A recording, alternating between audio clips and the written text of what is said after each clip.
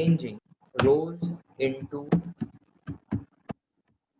columns and columns into rows। ये transpose का मतलब होता है बच्चों चेंजिंग रोज इनटू कॉलम्स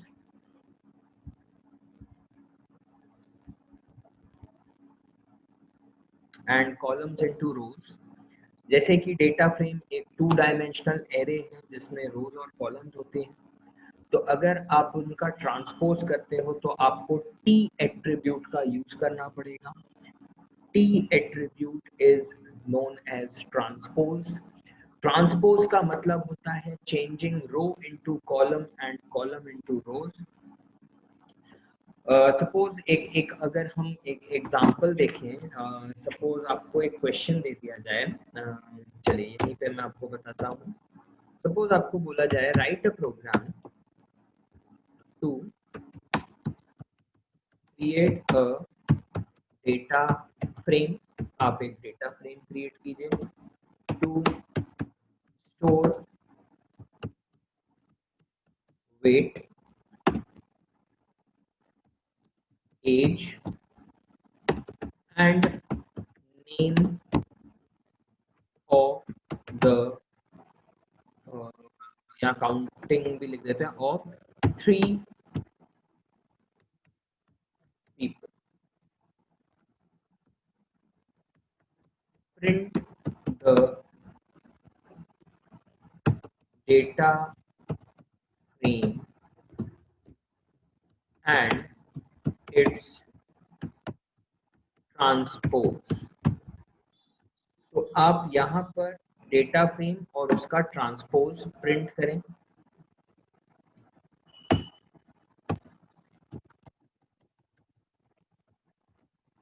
ठीक है, तो ट्रांसपोज का मतलब जो हमने पढ़ा वो था changing rose into columns and columns into rose.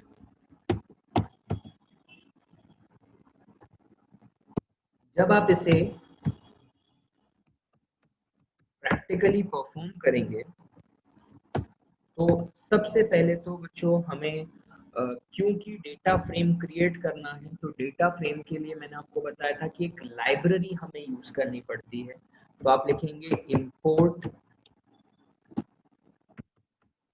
pandas as PD. ये लाइब्रेरी आपको यूज करनी पड़ती है। अब आप एक डेटा फ्रेम बना लीजिए। बच्चों मैंने बताया था डेटा फ्रेम आप डिक्शनरी के थ्रू भी क्रिएट कर सकते हो, एरे के थ्रू भी क्रिएट कर सकते हो, सीरीज के थ्रू भी क्रिएट कर सकते हो। और एक चीज मैंने और बताई थी लास्ट क्लास में कि we can also create the data frame directly. तो आप डायरेक्टली भी क्रिएट कर सकते हो। सीधा आप लिखिए df डेटा फ्रेम का object is equal to pd dot data frame. ये आप एक डेटा फ्रेम बना रहे हैं। इसमें सबसे पहले आपने इंडेक्स लिखा, वेट कोलन डाला, और यहाँ पर आप क्योंकि 3 लोगों का बोला है तो आप 3 लोगों के हिसाब से वेट डाल दीजिए। सपोज 55 kg, 68 kg और 70 kg। सपोज आप ये वैल्यूज डाल देते हैं। ठीक है, तो आपने क्या किया है, यहाँ पर आपने एक डेटा फ्रेम क्रिएट किया है। डेटा फ्रेम क्रिएट किया और डेटा फ्रेम में आप 3 कॉलम्स एंटर करेंगे जिसमें पहला column is your weight. Weight में आपने 3 वैल्यूज ले ली। ठीक है, मैं आपको एक बार फिर से बता देता हूँ बच्चों हम क्या पढ़ रहे हैं। अभी हमने जो आज टॉपिक स्टार्ट किया है that is data frame attributes, जिसमें सबसे पहला और सबसे इंपॉर्टेंट एट्रीब्यूट है दैट इज टी, यानी कि ट्रांसपोज। टी का पूरा नाम होता है ट्रांसपोज। जो जो जो जिन्होंने मैथ्स भी ऑप्ट किया है उनको ट्रांसपोज का मतलब पता होगा कि जो डेटा फ्रेम होता है it is obviously a 2 dimensional array जिसमें रोज होती हैं, कॉलम्स होती हैं। जब आप डेटा फ्रेम का ट्रांसपोज निकालते हैं, that means you have to change rows into columns and columns into rows. ठीक है, तो आपका जो स्ट्रक्चर है डेटा फ्रेम का, जिसमें मान लीजिए 4 रो और 5 कॉलम थे, अब वो चेंज हो जाएगा और 5 रो और 4 कॉलम हो जाएंगे। यही ट्रांसपोज कहलाता है। तो यहाँ पर एक ये जो क्वेश्चन मैं आपके लिए लिख रहा हूँ, इस क्वेश्चन में आपको यही कहा गया है कि आपको you have to create a data frame. एक डेटा फ्रेम आपको बनाना है। वो डेटा फ्रेम में आप 3 चीजें स्टोर करा रहे हो, weight of a person, age of a person and name of the person. तो ये जो डेटा फ्रेम आप प्रिंट कराएंगे, साथ में आप उस डेटा फ्रेम का ट्रांसपोज भी प्रिंट कराएंगे। तो यहाँ पर जो प्रोग्राम हम क्रिएट कर रहे हैं, उसमें सबसे पहला टास्क आपका यही था कि you have to import the predefined library which contain data frame function.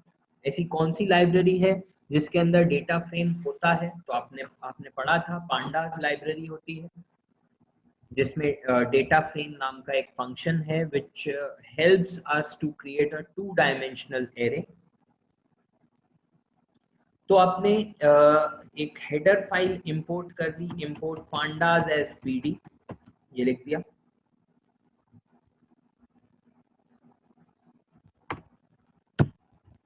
ठीक है, फिर उसके बाद you have created a data frame. आपने एक डेटा फ्रेम क्रिएट किया है।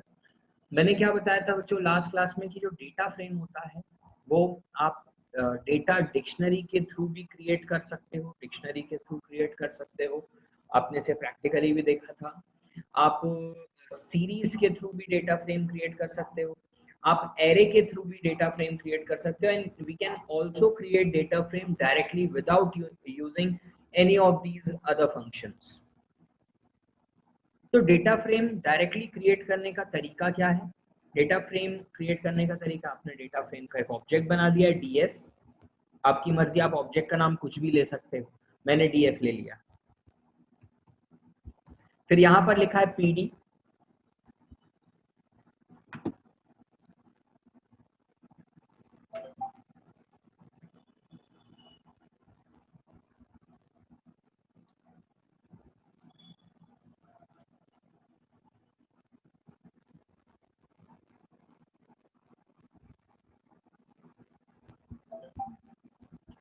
ठीक है, तो हमने यहाँ पर एक ऑब्जेक्ट लिया है, आप देख सकते हैं, this is the object of your data frame.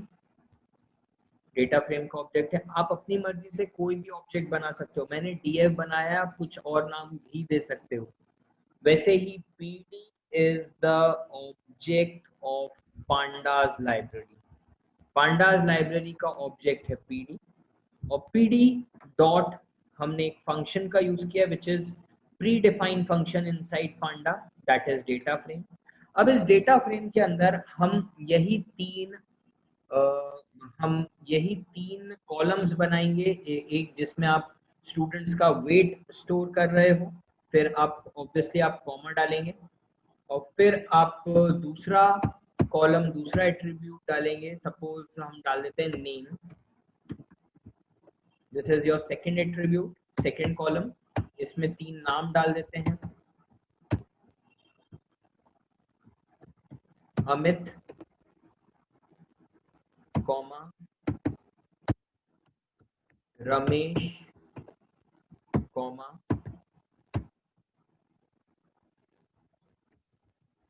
Mohan. ये 3 नाम आपने डाल दिए।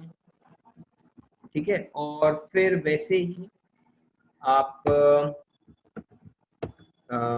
जो नेक्स्ट आपका एट्रीब्यूट होगा दैट विल बी एज, तो आप एज डाल दें।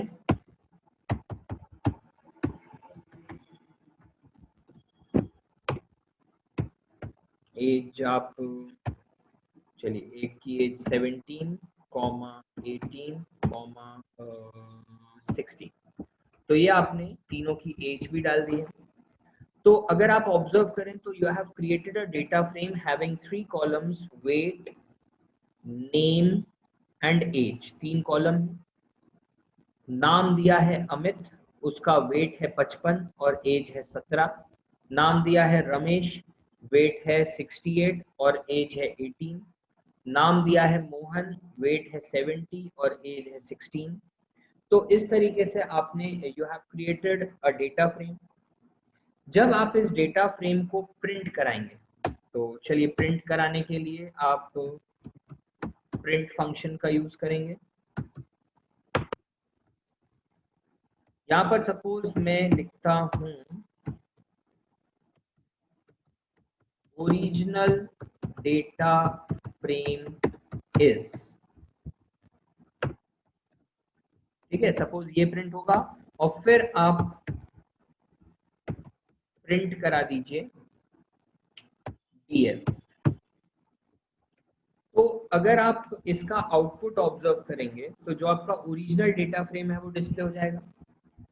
अब हम क्या करेंगे, फिर से हम प्रिंट फंक्शन लगाते हैं जिसके अंदर मैं लिखूंगा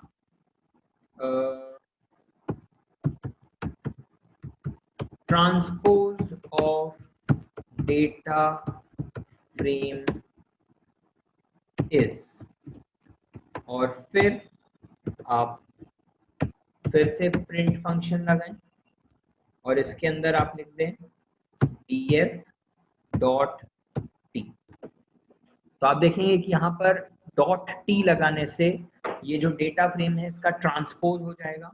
अब जब आप अपने प्रोग्राम को रन करेंगे, जो आपका आउटपुट होगा उसमें सबसे पहले डिस्प्ले होगा ओरिजिनल डेटा फ्रेम इज, ठीक है। और यहाँ पर जो आपका आउटपुट आएगा ओरिजिनल डेटा फ्रेम, जिसमें सबसे पहले लिखा होगा, ऑब्वियसली आपने सबसे पहले वेट, फिर लिखा होगा नेम, फिर लिखा होगा एज, फिर जो नेक्स्ट होगा दैट विल बी इंडेक्सिंग, जो रो की इंडेक्सिंग है, पहली रो है 0 जिसमें वेट होगा 55, नेम है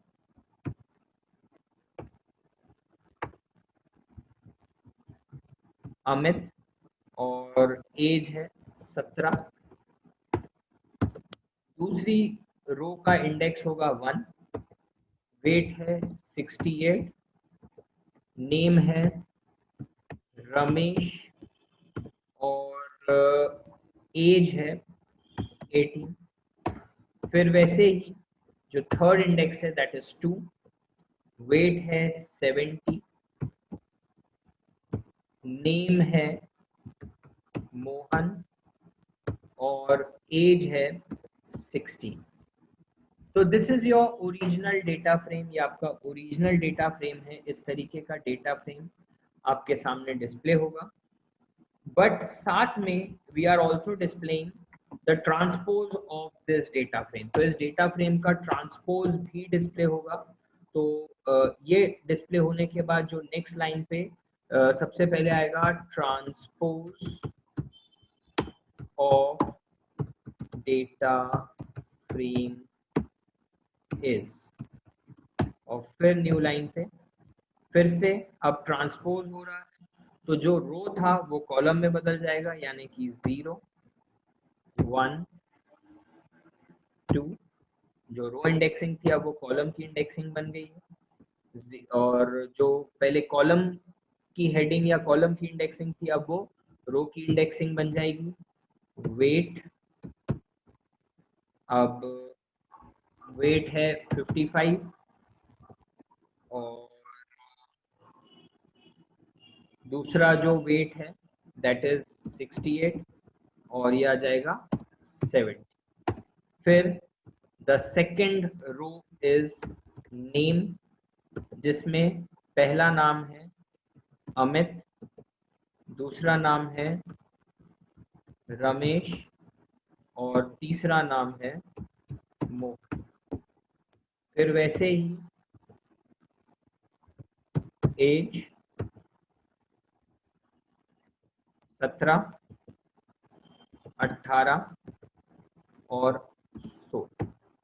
तो आप देख सकते हैं कि जो डेटा फ्रेम है आप अगर ऑब्जर्व करें तो ये आपका ओरिजिनल डेटा फ्रेम था और ये आपका ट्रांसपोज किया हुआ डेटा फ्रेम है, जिसमें जो रो है that is been changed into column, ये कॉलम में बदल चुका है रो। और वैसे ही जो ओरिजिनल डेटा फ्रेम में कॉलम है, ये कॉलम बदल चुका है रो। ठीक है, तो changing of rows into columns and columns into rows is known as transpose. और यहाँ पर क्योंकि आपका ये जो मैट्रिक्स है, ये जो एरे है 2D एरे है, तो इसमें ट्रांसपोज पॉसिबल है। और ये इसका एक छोटा सा एग्जांपल है, छोटा सा प्रोग्राम है कि आप कैसे किसी डेटा फ्रेम का ट्रांसपोज कर सकते हैं। आई होप आपको समझ में आ गया होगा, इसमें कोई डाउट ना हो।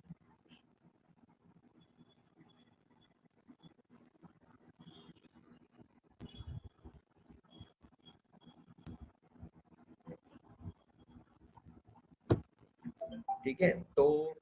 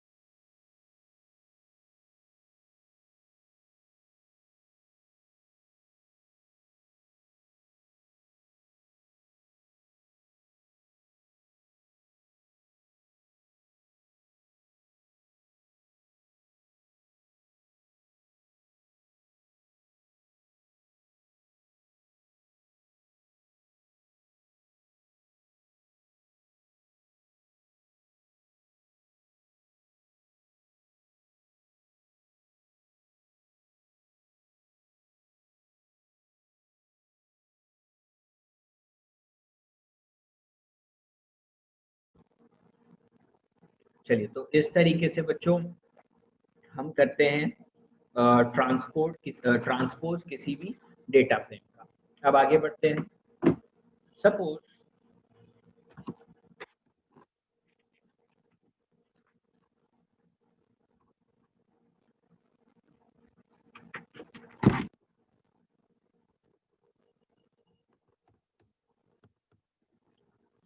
अब आपको अगर किसी पर्टिकुलर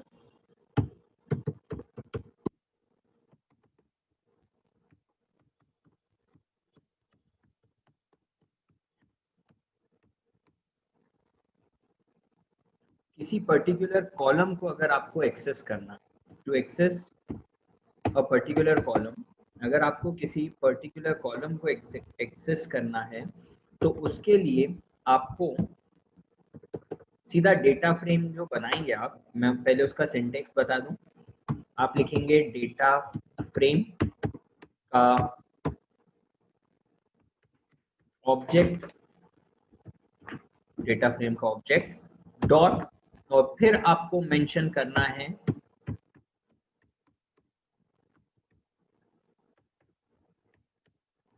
कॉलम का नाम।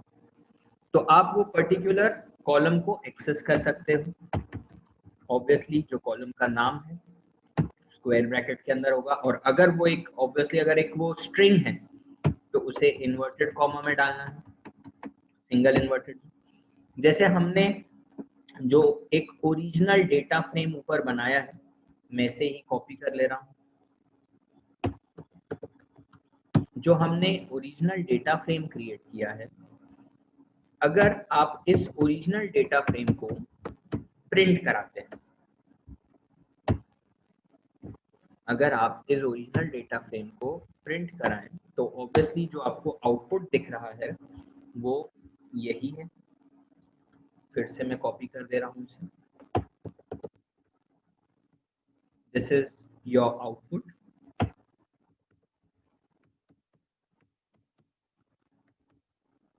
अब अगर मुझे इस डेटा फ्रेम में पूरा का पूरा डेटा फ्रेम व्यू ना करते हुए अगर मुझे एक पर्टिकुलर कॉलम को व्यू करना है, एक्सेस करना है, तो मैं क्या लिखूंगा?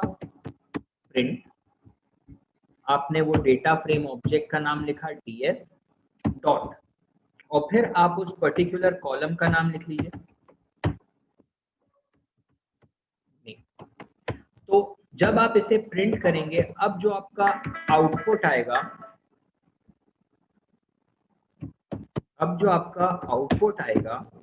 वो क्या होगा? अब आपके आउटपुट में जो डेटा फ्रेम वाले जो कॉलम का पर्टिकुलर कॉलम को आप व्यू करना चाह रहे हैं उसकी हेडिंग आ जाएगी, नेम।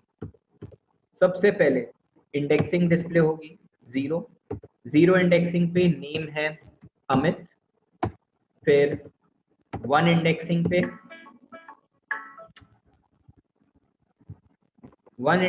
पे नेम है रमेश, और 2 इंडेक्सिंग पे नेम है मोहन। तो आप देख सकते हो कि यहाँ पर सिर्फ वही पर्टिकुलर कॉलम डिस्प्ले हुआ है जिसे आपको व्यू करना था।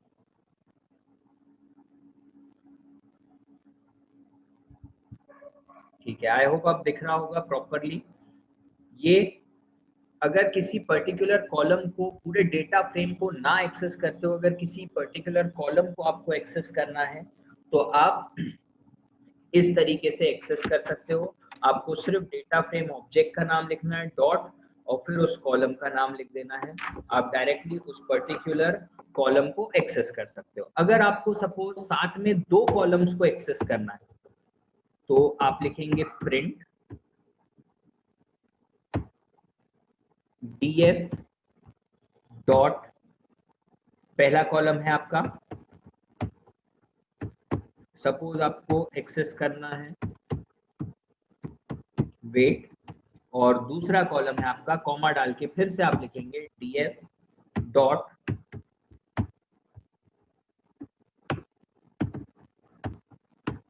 दूसरा कॉलम। तो अब आप एक साथ 2 कॉलम्स को एक्सेस कर रहे हैं, मतलब ऑब्वियसली पहला वाला कॉलम जो है that is wait,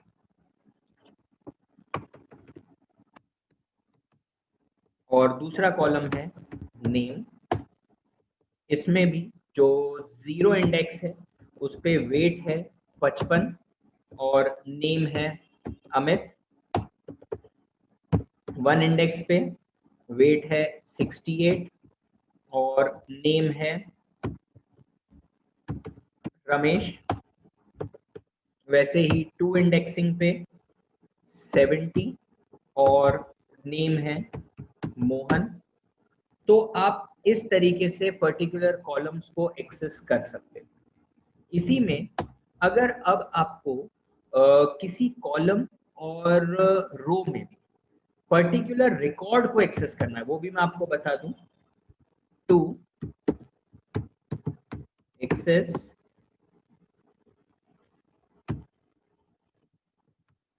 records in a data frame। Data frame में अगर किसी पर्टिकुलर रिकॉर्ड को एक्सेस करना हो तब आप यूज करते हो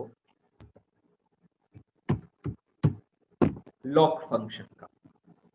ठीक है, लॉक बेसिकली इसका जो पूरा नाम होता है वो होता है लोकेशन। ठीक है, किस तरीके से आप इसे एक्सेस करेंगे, आपको सिर्फ डेटा फ्रेम ऑब्जेक्ट का नाम लिखना है, फिर डॉट एलओसी। एलओसी के बाद आपको स्टार्टिंग रो बतानी पड़ेगी, उसका इंडेक्स, कोलन एंडिंग रो बतानी पड़ेगी, एंडिंग रो का इंडेक्स, फिर उसके बाद कॉमा डाल के स्टार्टिंग कॉलम और वैसे ही कोलन एंड कॉलम।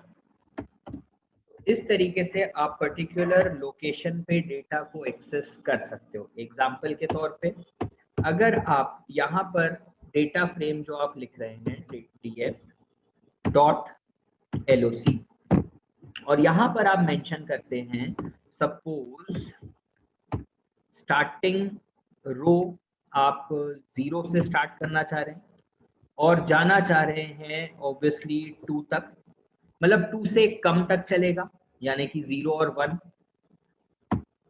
फिर वैसे ही स्टार्टिंग कॉलम जो होगा सपोज हमने लिखा वेट और आप जाना चाह रहे हैं एज तक, तो एज से पहले वाले कॉलम तक डिस्प्ले होगा। ये आप सबको पता है कि जो एंडिंग वैल्यू आप स्पेसिफाई करते हो उससे पहले वाले रिकॉर्ड तक ही डिस्प्ले होता है। तो जब रिकॉर्ड आप डिस्प्ले कराओगे तो आपको डिस्प्ले होगा वेट और नेम और जो कॉलम डिस्प्ले होंगे वो डिस्प्ले होंगे 0 और 1।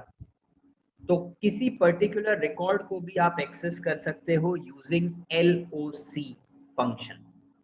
आई होप आपको समझ में आया होगा। बस ये याद रखिएगा कि आपको स्टार्टिंग रो से एंडिंग रो देना पड़ेगा, स्टार्टिंग कॉलम से एंडिंग कॉलम देना पड़ेगा, उस पर्टिकुलर रोज और कॉलम्स के बीच में आने